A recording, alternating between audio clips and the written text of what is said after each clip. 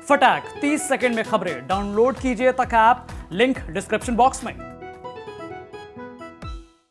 और मैं अब कभी ये नहीं कहता हूं मैंने समाजवादी विचारधारा, पार्टी छोड़िए, विचारधारा नहीं छोड़ी है। मैं समाजवादी और राष्ट्रवाद और समाजवाद में मैं कहता हूं फर्क नहीं है। नमस्कार, मैं हूं कुमार अभिषेक और आप देख रहे हैं यूपी तक। और हमारे साथ इस वक्त मौजूद हैं बीजेपी के राज्यसभा सांसद नीरज शेखर, बलिया से जिनका ताल्लुक है, पूर्व प्रधानमंत्री चंद्रशेखर जी के बेटे हैं। और इस वक्त हरदोई में जो जन विश्वास यात्रा है उसमें ये मौजूद है। स्वागत है सर आपका। जन विश्वास यात्रा का रिस्पांस तो दिख रहा है, हम देख रहे हैं, लेकिन सबसे ज्यादा चर्चा इस वक्त बलिया पूर्वांचल की हो रही है। और कहा यह जा रहा है कि समाजवादी पार्टी ने बलिया से लेकर के आजमगढ़ तक का जो पूरा स्ट्रेच है पूर्वांचल में जबरदस्त अपनी पकड़ बना रखी है। और आप लोगों के लिए सबसे मुश्किल भरा जो इलाका है वो पूर्वांचल।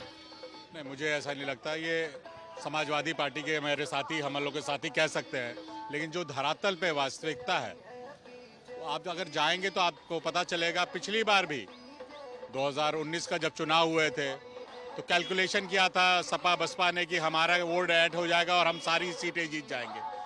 तो गणित का खेल नहीं होता राजनीति। लोग क्या सोच रहे हैं, कैसा काम किया है आपने पिछले 5 साल में। भारतीय जनता पार्टी ने जो काम किया है, योगी जी ने जो सुशासन दिया है उत्तर प्रदेश को, उस पे वो लोग वोट देते हैं, विकास पे देते हैं। तो मेरा ये मानना है कि पिछली बार से भी ज्यादा अच्छा पूर्वांचल में भारतीय जनता पार्टी करेगी। इसकी वजह क्या है, आपको क्या लगती है? क्योंकि लोगों के रिजेंटमेंट, आपने जो कहा आजमगढ़ की बात पूरे प्रदेश में होती है। मैं वहां का प्रभारी हूँ 3 विधानसभा का, और मैं मानता हूँ उन 3 विधानसभा में 2 विधानसभा भारतीय जनता पार्टी जीत रही है।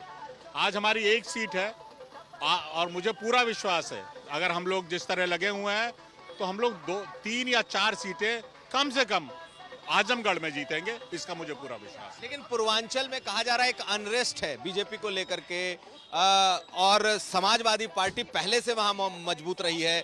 चाहे दोनों चुनाव देख लीजिए, पूर्वांचल में उनकी सीटें ज्यादा आ रही हैं। ऐसे में 2022 में आप कहां हैं इस चुनाव? पूर्वांचल में कहां ज्यादा आ रही, मतलब आजमगढ़ एक हो सकता है अलग, बलिया में नहीं आई।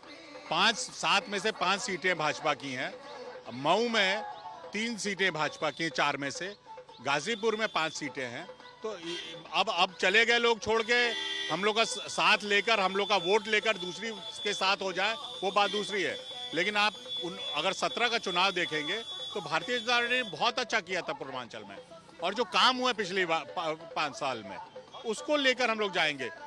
चाहे जो प्राथमिकता होनी चाहिए उस पर काम हुआ है। सड़क, बिजली, पानी।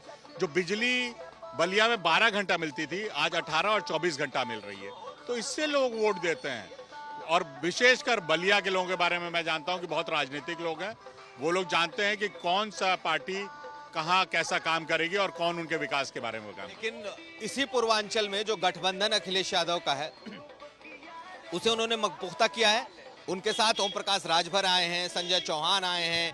आपको लगता नहीं है कि इस बार चुनौती आपके लिए ज्यादा है वैसी स्थिति में, जबकि लोगों की में कुछ नाराजगी भी दिख रही है, महंगाई का मुद्दा है, रोजगार का मुद्दा है, ऐसी चीजें? चुनौती, हर चुनाव चुनौती होता है। और 5 साल हम लोग की सरकार थी, उसके बाद चुनाव लड़ना एक और चुनौती होता है।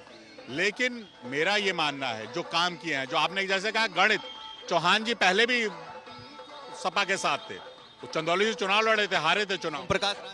ओम प्रकाश राजभर, आप उनका वोट कभी जीते हैं? वो जब भारतीय जनता पार्टी के साथ आए तब जीते वो। मैं ओम प्रकाश जी को अच्छी तरह जानता हूं और बड़े दिनों से जानता हूं। आप भाषण और जब आपकी जरूरत पड़ती है तो किसके साथ हो जाते हैं और फिर किसके साथ चले जाते हैं, वो बात मैं नहीं करना चाहता, व्यक्तिगत टिप्पणी मैं नहीं करना चाहता। आप देखेंगे गणित, फिर मैं वही कह रहा हूं, सपा गणित का सोच रही है और गणित से कभी चुनाव नहीं होता है। ओम प्रकाश राजभर का असर है कि नहीं? असर कहाँ है बताइए ना। सब हम लोग के साथ थे, उसके पहले वो कहाँ चुनाव जीते थे। आप चुनाव लड़ेंगे और जीतेंगे तब न मानेंगे। जब तक आप जीत नहीं हासिल करेंगे, भारतीय जनता पार्टी 17 के पहले नहीं जीती थी तो हम लोग कह सकते थे कि हम लोग कर सकते हैं। आज हम लोग कह रहे हैं हम लोग 350 जीत सकते हैं, तो लोग मान सकते हैं ये बात। लेकिन आप अकेले लड़के दिखाएं और जीत के दिखाएं तो हम मानेंगे। जी, पूर्वांचल बार भी उनको 7 सीटें की दी गई थी, 4 ही जीते थे। और अपना दल को हमने 11 दी थी और 9 जीती थी। तो इसलिए कौन मजबूत गठबंधन है वो आपको पहचानना पड़ेगा। पूर्वांचल में इसलिए ज्यादा चर्चा हो रही है, कहा जा रहा है कि प्रधानमंत्री ने इतनी सभाएं की, लगभग 8-8, 10-10 सभाएं उन्हें पूर्वांचल में उन्होंने की हैं। तो कहीं ना कहीं पूर्वांचल पर आपका दांव ज्यादा लगा हुआ है, पूर्वांचल में आप ज्यादा कमजोर होते जा रहे हैं, ऐसा तो नहीं? नहीं, प्रधानमंत्री, गृह मंत्री, राष्ट्रीय अध्यक्ष जी, योगी जी, इन लोग हमेशा कोई चुनाव ऐसा नहीं लेते कि हम लोग जीत रहे हैं। वो चाहते हैं कि पार्टी मजबूत हो और उन्होंने प्रयास किया। 14 के बाद आप लगातार देख सकते हैं पार्टी मजबूत हुई है। हम लोग का ये मानना है कि जो पिछली बार किया है उससे और अच्छा करें, और उसी प्रधानमंत्री दिखाते हैं कि मैं इतना काम कर रहा हूं तो आप लोग को भी करना चाहिए। तो उसी तरह आप देख रहे हैं विजय रथ यात्रा जो इसको मिल रहा है समर्थन, हर जगह 6 क्षेत्रों में हो रही है, हर जगह बहुत अच्छा समर्थन मिल रहा है। तो इसलिए प्रधानमंत्री जी अपने नेतृत्व से दिखाते हैं कि आप लोग को, कि उनका हम लोग अनुसरण कर सके। तो इसलिए हम लोग को और काम करते हैं और उससे ज्यादा हम लोग ये इस यात्रा का रिस्पांस कैसा मिल रहा है? क्योंकि हम देख रहे हैं कि अखिलेश यादव के साथ भी भीड़ काफी है, हुजूम दिखाई दे रहा है।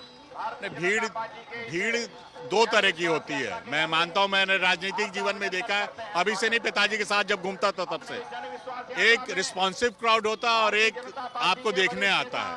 तो मेरे का मानना है वो पता चल जाएगा, जब चुनाव होंगे तो पता चल जाएगा कौन कहां पर खड़ा है। एक आखिरी सवाल आपसे जानना चाहूंगा, आपके पिताजी ने जो पॉलिटिक्स की, पूरी तरीके से सोशलिस्ट पॉलिटिक्स की, आजीवन वो बीजेपी से अलग रहे, अटल जी के मित्र भी रहे, लेकिन कभी बीजेपी नहीं आए। आपने समाजवादी पॉलिटिक्स छोड़कर आपने भगवा दामन थामा, क्यों? मैं अलग नहीं आया, मैं 2 कारण थे। एक व्यक्तिगत कारण था, वो बार बार मुझे बताना चाहा। दूसरी बात, प्रधानमंत्री जी में आस्था। जब हमारे देश के लोगों ने ये कह दिया 14 के चुनाव के बाद 19 चुनाव में ज्यादा सीटें दी, तो आस्था लोगों की उनमें है और मैं काम करना चाहता था और मेरे को लगा यहाँ इनके साथ रह के अच्छा काम कर सकता। और मैं कभी ये नहीं कहता हूँ मैंने समाजवादी विचारधारा, पार्टी छोड़िए, विचारधारा नहीं छोड़ी है। मैं समाजवादी और राष्ट्रवाद और समाजवाद में मैं कहता हूँ फर्क नहीं है। जो प्रधानमंत्री की ये किसान योजना है वो क्या है?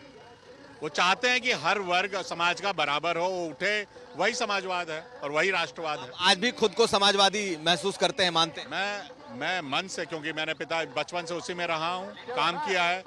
समाजवादी विचारधारा वो अलग है, वो आचार्य नरेंद्र देव और लोहिया की विचारधारा है, उसके पिताजी की विचारधारा, जयप्रकाश नारायण जी की विचारधारा है, वो विचारधारा है। वो विचारधारा आपको बीजेपी में मिलती है? हर जगह मिलती है। वो विचारधारा इस देश के मानसिकता में है, इस देश के लोगों में है, वो हर जगह है कि जब आदमी ये सोचे कि किसी गरीब को, जो अंतिम व्यक्ति है पंक्ति का, उसको आगे लाना है, यही समाजवाद है। बहुत धन्यवाद। बात करने के लिए। तो हमारे साथ थे नीरज शेखर, खुलकर बात की इन्होंने। हम आगे भी अपने इस शो में नेताओं और कार्यकर्ताओं से मिलते रहेंगे और उनकी बात आप तक पहुंचाते रहेंगे। कुमार अभिषेक, हरदोई, यूपी तक।